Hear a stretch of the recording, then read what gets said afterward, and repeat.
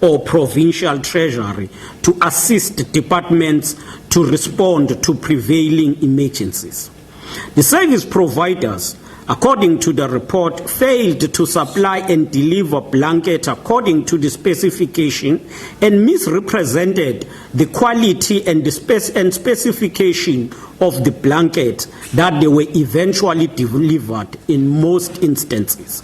The investigation uncovered that procurement was not done through a system that is fair, transparent, competitive, and cost-effective. It also appeared that two service providers operate from their residential houses, which are listed on a CSD as their business address. The investigation has therefore found that the submission on which the procurement of blanket is premised is flawed, and hence the entire process that emanates from this submission is irregular.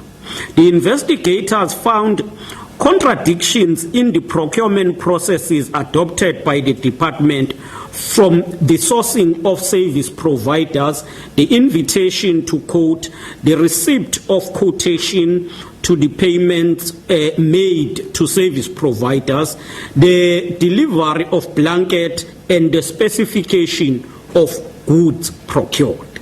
These revealed inconsistency, contradiction, and non-compliance with the process. Based on the above, the report concludes that there is evidence of abuse of deviation procedures in terms of the emergency and urgent provision, and the entire process should be deemed irregular. The investigation concludes that the fact that only 4,985 have been distributed in the last 2 months highlights that invoking emergency provision procurement may have not been justified. In terms of recommendation, it is recommended that actions be taken against the acting accounting officer on the following. The investigation is therefore recommending that disciplinary action be taken against the acting accounting officer at the time for contravening duties in terms of section 38(1)(a). Secondly, signing of the flawed submission on the 25th of March 2020 for procurement of blankets, failing to ensure the need analysis and end user analysis was conducted prior to the signing of the procurement submission, and for abuse of the COVID-19 emergency procurement provision. Recommendation on acting Director General, acting Deputy Director General, as well as Chief Financial Officer and acting SCM Manager, as well as Chief Directors and SCM officials.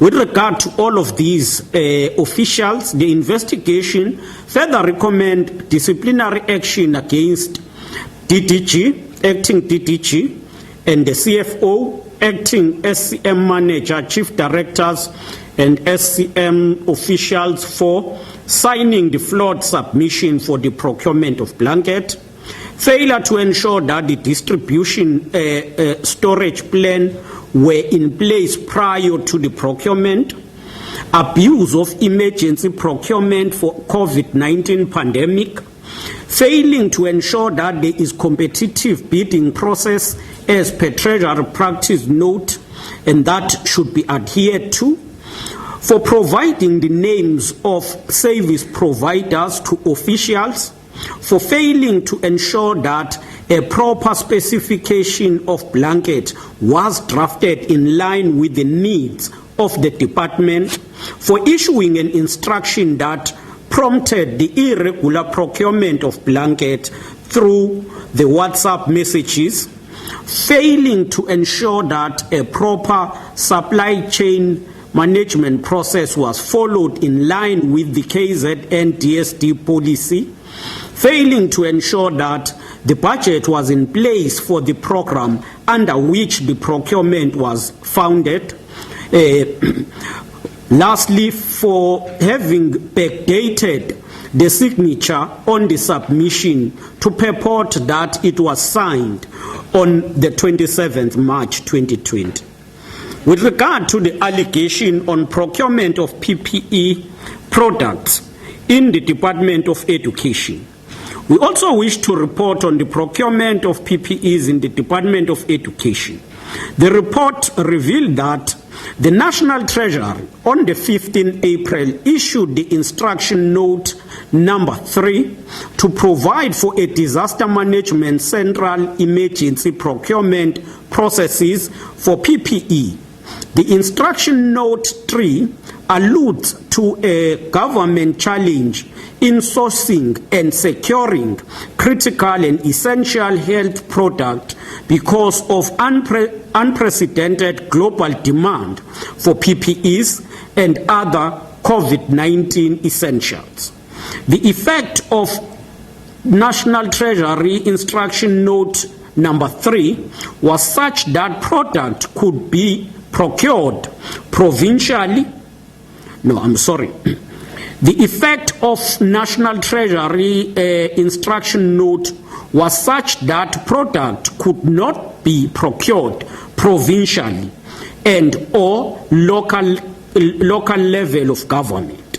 Eventually, this had a knock-on effect on the lead time on delivery to schools. It would seem the implementation of NT, which is National Treasury Instruction Note 3, would prove to be a difficult exercise to undertake because sooner than 15 days later, on the 28th of April, National Treasury Instruction Note 3 was repealed by National Treasury Instruction Note 5.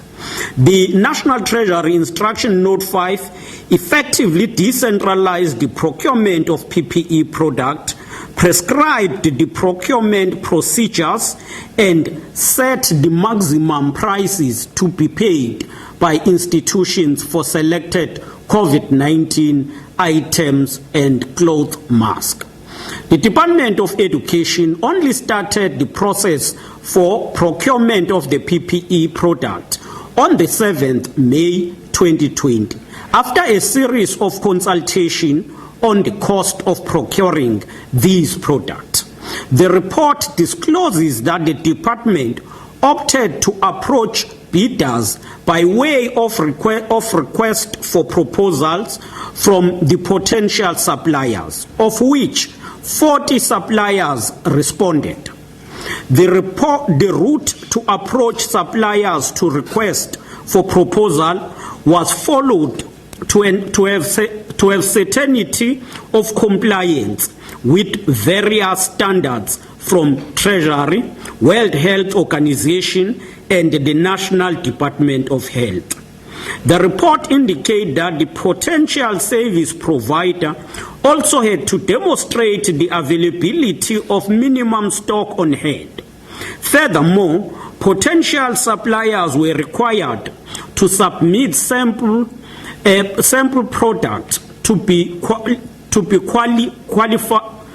quality assured by the Department of Health before procured. The Department of Health had to make a written report advising on the quality of the product that were submitted as samples. At the same time, a pre-audit exercise was undertaken by the Provincial Treasury and specific recommendations were made in relation to the processes leading to the final adjudication. It has been established that it took the Department of Education 15 days to finalize the procurement processes in order to ensure that the initial date, 25th May, for the resumption of schools is adhered to. The Department SCM Adjudicating Committee considered board recommendations from the Department of Health and the Treasury Department pre-audit report. It has been established as a fact that the department also grappled with the issue of prices due to volatility in the market and the depreciation of the rand. It is against this background that Treasury introduced a maximum price to be paid by institutions across the country for selected COVID-19 PPE items and cloth masks. The limitation of the maximum price by the Treasury is that it only covered the unit cost but excluded the warehousing, packaging, and transportation and delivery cost. In view of the fact that cost of packaging, warehousing, transportation, and delivery, as well as VAT, were not factored in the maximum price, the department had to negotiate with appointed service providers to accept the department price offer as inclusive of everything. The cost for warehousing, packaging, transportation, and delivery cost were calculated at 15% within the maximum price. Using one example of the procurement of masks, a consideration of 15% would result in about 3 rand 60 cent saving. Thus, the mask would have costed 20 rand 40 cent. In some cases, sanitizers were recommended at 1 rand 86 cent by national, but the department negotiated at 1 rand and 67 cents, including VAT, storage, and warehousing and delivery as well. In addition, if one were to take the matter of 15% warehousing, packaging, and transport delivery cost to its logic conclusion, the department saved more than 75 million. Even though there were these omissions from National Treasury set prices, the department had to negotiate with appointed service providers to accept the department price offer as inclusive of everything. The negotiations led to the prices being revised in favor of the department and inclusive of everything.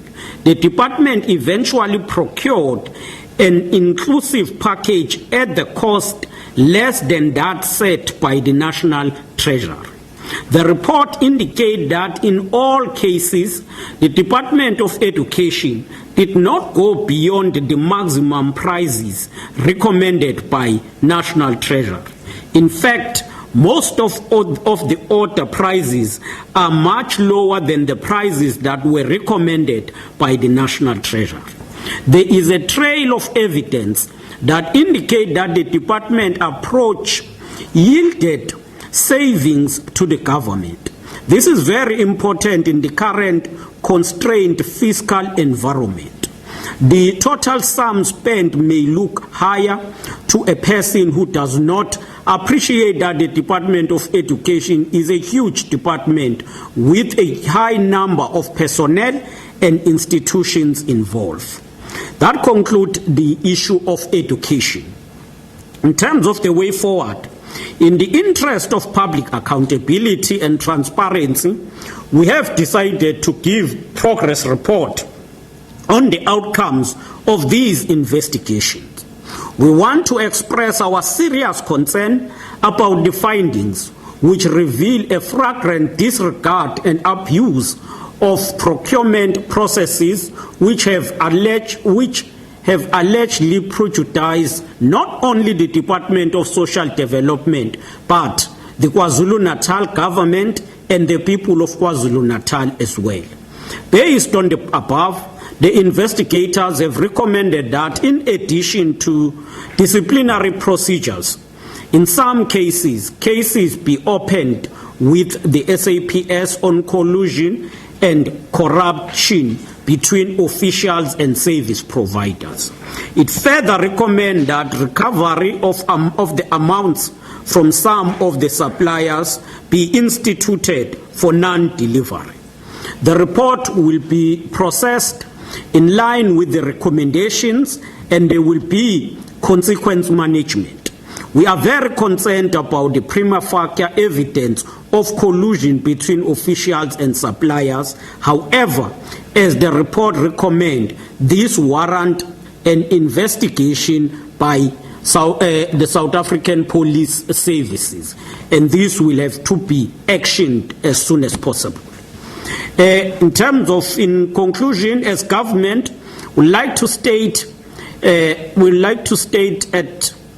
would like to indicate that we remain unwavering in our commitment to clean and good governance, and ensuring that each and every cent of taxpayers' money is spent efficiently, especially given the tough economic climates in which we found ourselves. It is very unfortunate and totally unacceptable that today we deal with allegations that part of our service delivery machinery might have been used to serve personal interest at this most critical time when we have to save lives of our people. We commit to take action and ensure accountability for anyone linked to wrong deeds and wrong actions. The National Development Plan enjoins us to have a professional public service where managers deal properly with contract, tenders, and procurement, and are less vulnerable to any other pressure. We are committed to live up to these ideals of the NDP. I thank you. Thank you very much. Can you take questions of clarity and get an indication of hands, and the colleagues that are watching us online can also send the questions via our WhatsApp number. I will start with the usual suspect, first corner, followed by Kavil, and Mawani. So you introduce yourself and then we ask for questions. Premier, I am Oscar Duma from Eyewitness News. Premier, I would like to get clarity in the words you use, discipline and consequent management. Exactly how will that unfold? Will these individuals be suspended from work pending the investigations that are still are yet to take place? Will they interact with any officials within the department? If we can get clarity just on that. And also, given the fact that that report has been with you for quite some time now, has those cases been opened with the SABC, or will that take place anytime soon? Thank you. Okay. Thank you. The next colleague. Thanks. It's Kapil Singh from News 24. Premier, just in terms of the service providers, I mean, obviously we have not named them at this point, but will the KZN government cease doing business? Will they blacklist these companies?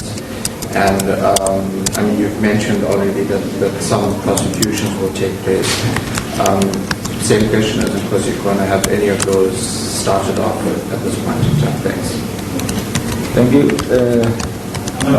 My comments, Premier, that's balance, considering that the investigation has come out of these findings and the fact that you are still under lockdown and COVID is still an issue for us.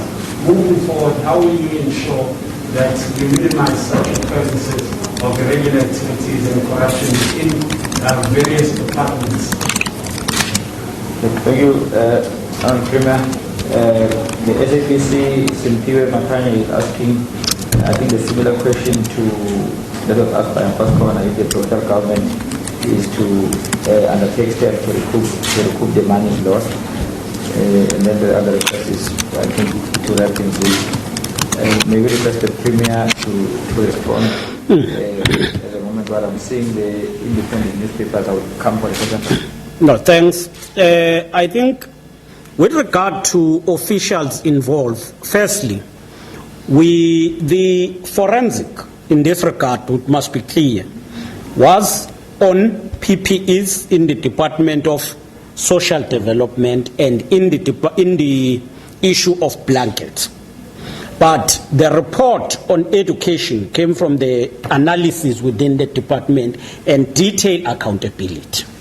So that is the first. So on the issue of this report, with regard to officials, we then have now to take the report to the department, assist the department to implement the report, to take disciplinary actions. And as the Premier's office, we are not going to sit and leave the matter with the department, but we will be there assisting them where they need our assistance.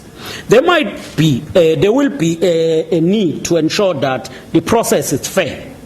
And therefore, those who will have to be suspended will need to be suspended. Those who will need to be suspended will have to be suspended, and the disciplinary process must unfold. And we are not going to compromise anything on consequence management. Yes, there are cases, there is a case that has been opened already, but as we conduct these investigations, once we conclude, we have a responsibility to share the entire report with law enforcement authorities. So we will continue working on that. Blacklisting, once the process is concluded, then the blacklisting should start. We are not going to have a situation where officials will commit wrongdoing, will do things wrong, and then maybe they leave one department to the other. No, we are not going to allow that. Once you have done wrong, you must face music where you have gone wrong and be disciplined there. But to think that you will move to another department, no, it's not going to happen. But secondly, we are not going to allow that people who are service providers corrupt officials and then we continue doing business with them. We will have, through the proper processes, to ensure that those service providers are banned and blacklisted from working with government. With regard to how are we going to recoup, let me start with that one because it's linked to what. Once the report is finalized, criminal cases will be opened and then there will be a prosecution. But then we will also follow the legal process to recover the money lost. With regard to how in this period of COVID-19 are we going to mitigate and try to ensure that this does not occur again. Right now, as we were reporting, the Department of Education, when it procures, it will procure in line with what is prescribed and verified in terms of quality assurance by Department of Health. But once they've procured, Treasury in the province must come again to do a pre-audit before they award. So that helps us to mitigate the possibilities of corrupt practices. Thank you, Premier. The Daily Maverick is asking if the Premier will make the report available in full and when can that happen. Also, I think it's a question that the Premier has answered. I think they'll get this other on the statement. It relates to the answer that was initially given by Education that when they procured the PPE, they included the delivery cost and the warehousing cost. So she's asking how do we explain this discrepancy. But I think it's clarified on the statement. We'll assist her. Independent newspapers, the editor Dylan Makanya is asking where does the outcome of the investigation leave the MEC for social development as a political head of the department? Does the buck stop with her? The second question from him is that we have had few reports exposing corruption in KZN, including the Department of Education. How do you plan to address this disturbing trend? Simpiwe, I think it's just on the left, together with Nambule. I don't know if there's any other last question you can take here, last round. No, thanks. Let me finalize this question. Availing the report, yes, I think we will avail the report, but it needs to firstly go through processes. What are these processes? Ensure that the individuals affected are informed and get report. Ensure that structures that need to institute disciplinary processes start, draft disciplinary processes and charge sheet, all of that, and make the report available. We've got no problem to avail the report as we have indicated. With regard to issues of the MEC for social development, there is nothing that indicate wrongdoing on the side of the MEC. If the report indicated that, we would have presented it here, and the colleagues would see that when we make the report public. When it comes to, summarize ngesiZulu. Okokuqala siyafisa ukubonga kubona bonke abezindaba abakhona la. Kuthatha kube into esiphoqayo ukuthi sihlangane ngesikhathi la udinga sihlangane sisempini yokulwa ne-COVID-19, kodwa siyithole sihlangana ngodaba oluthi kungenzeka abanye babasebenzi bakahulumeni kumbe uhulumeni somewhere awenzanga kahle. Udaba esidibana ngalo namuhla luthinta ukuthi kuprocure kanjani kumbe uhulumeni uthenge kanjani ama-personal protective equipment, especially kwi-department yaka social development, nokuthi indaba yo-blanket le ebiseyindabeni iphenywe yakwafikwaphi nodaba lokuthengwa kwezinto zaka-education. Esingakusho kafishane ukuthi i-investigation uma lezi zinto zizithola ngo-April salontsha a full investigation through u-treasury, provincial treasury, and i-report isiphelile asekhona i-investigation yokuqala ithinta izinto ezinokwenza nokuthengwa kokuvikela esingathi ama-PPEs okusho ukuthi into zokuyivikela ama-sanitizers nokunye lokho kucela ku-19 million. Kanti i-report yesibili ithinta indaba yo-blanket and yona isho ukuthengwa ko-blanket abawu-48,000 ngemali ecela ku-22 million. I-investigation kuma-PPEs ifinyelele ekutheni ifthole ukuthi i-payment eyenziwa irregular, especially i-payment ecela ku-13 million is irregular. And ngalokho kumele kube nama-disciplinary actions azothathwa azobheka ku-acting HOD by then, ngokunjalo u-acting Deputy Director General, no Chief Financial Officer, no acting SCM Manager, Cluster Chief Directors, nama-officials akwa-supply chain. Konke lokhu kulele ekutheni kunemgomo abangayilandelanga ngendlela yokwenza i-procurement. Ngokunjalo nasekuthengweni ko-blanket kuyavela ukuthi aqalange kwabhekisisa ukuthi sasikhona yini isidingo so-blanket, baba bangaka abadingekayo, kodwa kwaqhamuka nje inamba e-equal kwasubmithwa kwathengwa i-blanket. Kungalokho ke uthola ukuthi kube namageba amaningi kulento. Khona i-report ithi abanye ba deliver o-blanket ngemali ewu-350, abanye badelive ngo-500, abanye kube u-559, kodwa uthengwe equally, kungabi ukuthi nangu ongcono ezizothenga kuye ngenxa yemali. Kwezinye indawo ubuthola ukuthi even i-specification uhlobo lwento bekuthiwe izodilivwa akuyona le ebilindelekile. Yingakho ke i-report ithi kumele kuthathwe izinyathelo zokudisiplina kubona bonke labo esesibabalile abambandakanyekayo kulokhu. Ngasohlangothini lwezemfundo I-investigation iveze ukuthi okokuqala kwabakhona iprocess yokuthi kuthengwe izinto ngoka National Treasury Regulation number 3, kodwa futhi wabuye wayishintsha leyo ngoba ebona ukubonakala ukuthi kulukhuni ukuthi kuthengwe izinto centrally kwase kuthiwa ama provinces akazithengele, and lokho kwenza ukuthi ama provinces azithengele ngesikhathi esifishane, and ngaphekwa lokho i-province i-treasury yakhipha imali okwakudinga kuthengwe ngayo, kodwa leyo mali ibheke i-item kuphela, ingabhekile ukuthi kuthengwe i-item plus ne-delivery nani nendawo yokugcina obizwa nge-warehouse. Kodwa noma kunjalo umnyango wezemfundo kuyona yonke into oyithengile akukho la ube ngaphezulu kwemali ebekwe i-National Treasury ukuthi sikungeqiwa kuyo. Instead kube khona ama-savings amaningi enzekile, sibona i-department ikwazi ukuseva imali ey'ntweni ey'ningi.